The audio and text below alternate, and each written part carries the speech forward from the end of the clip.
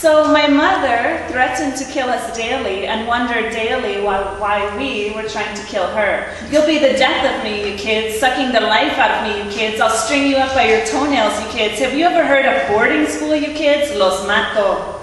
But other times, she was sweet. A whiplash, 1 minute breaking plates and telling us she wished we had never been born, and the next, well, the next was kisses, funny games, and favorite food. She would dance to Joni Mitchell, a clumsy, leaping ballet, and we would watch, dumbfounded. Who was this woman, and where did she go on the dark days? Later? I mean later? Like later? I forgave her. We weren't trying to kill her, but life was. I mean, life gets us all eventually, and I became aware of clocks ticking, aware that at 65 she no longer imposed. She was moving on to quieter things, birds and fish and gardens. She loved these things. Maybe she had been waiting for these things all along, waiting for a break. Indeed, she said it often. Give me a break, you kids. Give me a fucking break. So I did. I remember it, cracked sidewalks in Hyde Park, and I was pacing the block, phone burning hot against my ear during yet another talk about you and you, no you, but you and you and you. Recriminations, you know? Decades-long debate about who was the worst person, me or her, or maybe we could make it easy and blame it on my dad, which we both knew I would never do. It all came back to her, always came back to her, my mother. There was a long pause. I waited for her to say the kinds of things she always said. Rotten kids, wild kids, exhausting kids, too many kids. But she whispered one word: regeneration. The human body renews itself every 7 years, cells slopping off to boarding school, I guess, or wherever cells go to die while the body keeps on living. I understood. She was asking for a kind of forgiveness for the present over the past, asking that I accept the small miracle of the body, the small miracle of human lives, the simple truth. We change. My mother is going to die. In 5 years, 10 years, 15 years, and it will be too soon when it happens, so what can I do but love her now? This woman who both amused and terrified taught me to watch and wait, to dance in odd moments, taught me to forgive.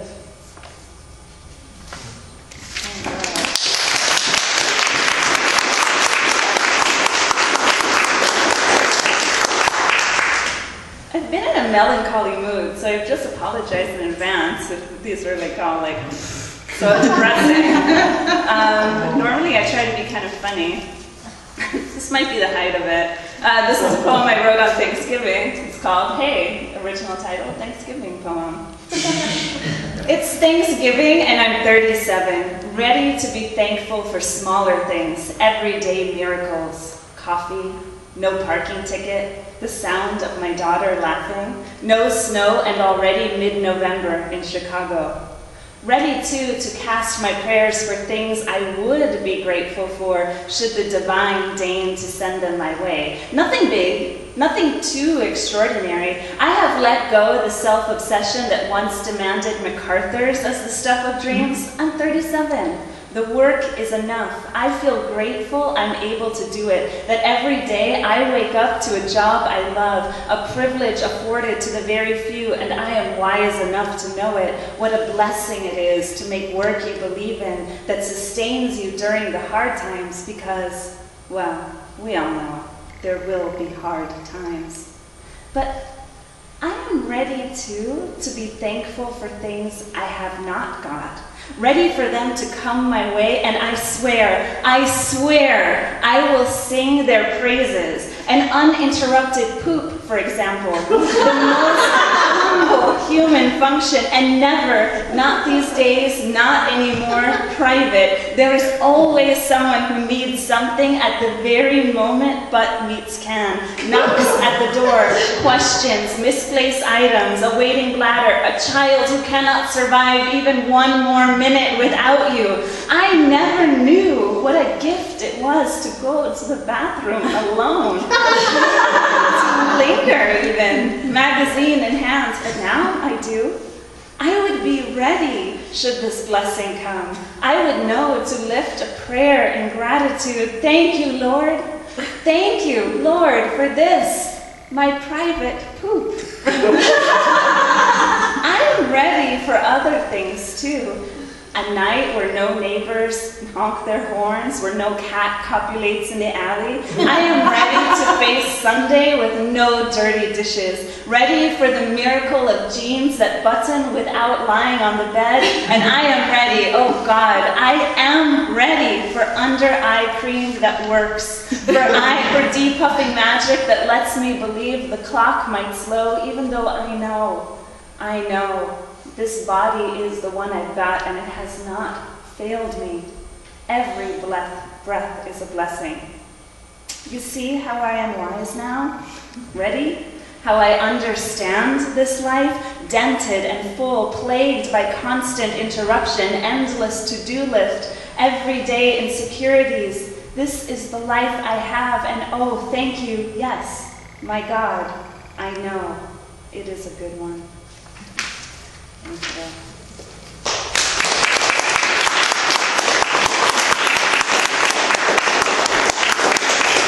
I was on a prayer kick when I was picking out these poems, and this is my newest poem. I wrote it this week.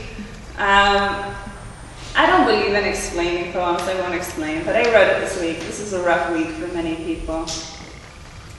I know the prayer is a consolation, not a contract, but I light the candle anyway. Please, God, Dios mío, O you from whom it comes, alichu. In Quechua, there is a saying, Huksimu mana asachu yanamapak. One language is never enough, so I call the divine in as many as I can muster, concentrating all my love and light into the only word that comes again and again in every language of my ancestors. Please, please. Please, Vita, alichu, por favor, please. I don't even know what I'm asking for. Hope? A miracle? And why believe anyone deserves this more than another? Why anyone's heartbreak is enough to sway the heavens, that love is a payment, a protection? I know it's not, but I'm helpless with or without the prayer, so I pray anyway. Please, God, please. I have never been an optimist, but on my bad days, the past, the present, and the future spiral into the impossible certainty that the worst is yet to come. I would give anything to protect my daughter, but I'm quite sure that my small self is no offering in a 6 billion person plan, quite sure that the only thing we have is hope. Please not us, not this time, please not ever. But who can count on that? No one. Some things can happen to anyone, and it is a blessing when they don't, but surely not a guarantee. So I am begging on my knees, please, my God, please, mi Dios, please, divine one, please. All right. Next one. Yeah, I know. Told you it's depressing. Usually I'm funny. That's why when I write a poem that's not funny, I'm always shocked at myself. But it's hard to be funny this week. It doesn't go uphill from there. But I try to be a little more optimistic in the next one. Mi sonku, my heart, mi corazón, lives outside of me. One foot firmly pressed into my chest, hand tangled in my hair, sweetly snoring. She is tiny, mi chiquita pequeñita, pero como ha crecido mi nena.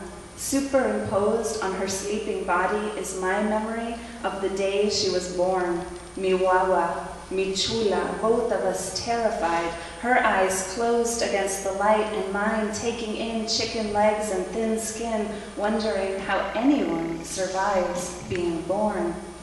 Y mira, mi wawa is a reckless child, likes to climb onto tables, into dishwashers, around every barricade. Twice I have found her reaching intently into the toilet head first. She likes to wrap cords around her neck, pulling them tight. She is unafraid, bold, always on the move. And me?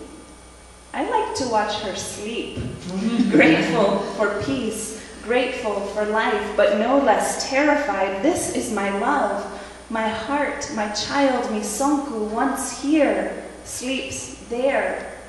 Make no mistake, we are surviving every day when the little things could kill us, and they don't.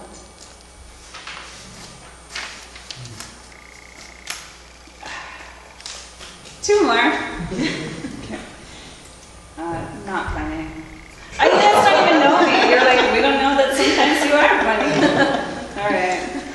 I'm in a melancholy mood. My friend Irma drove up with me from Chicago, so she can attest. She's funny.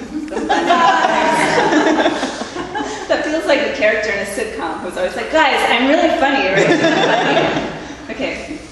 This is an excerpt from my show called Coya Paz is Not, and this is one of the chapters called Coya Paz is Not Going Out of the House Barefaced. It's my origin story about how I became a lip gloss connoisseur. It sounds nicer than it is.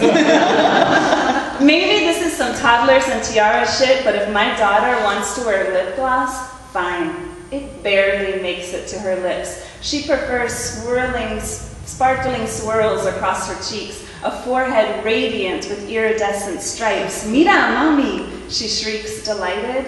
I'm pretty. I agree. Pretty and brave and strong and creative, the usual litany of compliments we offer daughters when we want them to know there's more to life than being pretty. But you know, I love being pretty. Love shiny lips, shiny nails, shiny hair, love dresses y tacones. Even pregnant, I wore high heels, tinted my eyelashes so my mascara wouldn't wear off during labor. I'm superficial but not shallow, I always say. Lip gloss in hand, always on hand. Can you believe once I was a capital F feminist? You know the type, au naturel against the patriarchy, like armpit hair makes sisterhood more powerful, but real life wore me down. For a time, and by a time I mean 4 years, I was the only Spanish speaker on a 24-hour rape crisis hotline. Some days my beeper went off 8, 12, 17 times a day, summers mostly, when both heat and violence come in waves. One particularly awful night, I heard a story I'll never forget, one I'll never retell either, except to say there's no end to what one human will do to another. I couldn't sleep and walked to Walgreens. I wanted anything and everything that didn't matter. Magazines that held the promise of a world where a woman's biggest problem could be cellulite, where there was a fix for what ailed us, the promise of perfectly bouncy hair. I grabbed lip gloss after lip gloss, fists full of lacquer, and I believed then, still believed now, this offered a kind of shield against the ugliness, a shellac, an armor. I must have decided then, me and my daughter, we will be strong, we will be brave, we will not be afraid of anything, not even being pretty. I told you. I love lip gloss.